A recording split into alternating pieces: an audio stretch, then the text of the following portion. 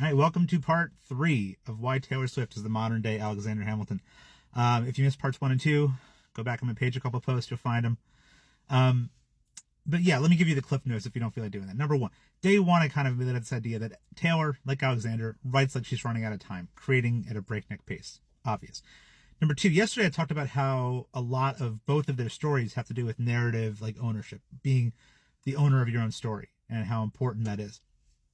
Again, something I think that's clear in both of their stories. So today I want to dig into the Reynolds pamphlets. I mentioned this yesterday. I'm going to assume that like not everyone who's watching this has either seen the show Hamilton or knows enough American history, but the Reynolds pamphlets were basically papers that Alexander himself wrote outing his own sexual affair with Maria Reynolds to counter the fact that he was being accused of financial impropriety by Jefferson and others, because he was being blackmailed, right? So he was being blackmailed by the husband of the woman he was having an affair with.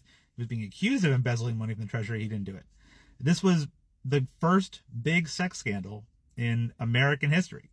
And, his romantic life was front page news. I can think of another celebrity whose romantic life is far too often front page news. There's Taylor, right?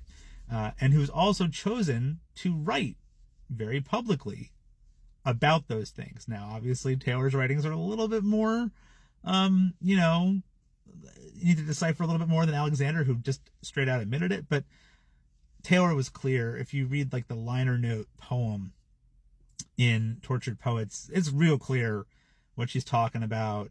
She's not pulling punches or hiding anything.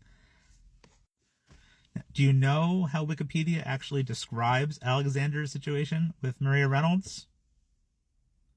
Illicit affairs.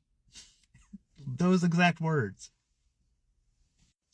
Yeah, so I guess part 3 here really at the end of the day is mostly about the culture of celebrity, the choices they've made to, make their romantic pursuits front page news and how the world's reacted to that. I think there's going to be at least a part 4 though, because there's more to explore here. Maybe specifically around the reputations of these individuals. So I'd love to dig into that a bit more. If you want to stay tuned for that, follow me for part 4 at some point when I put that one down.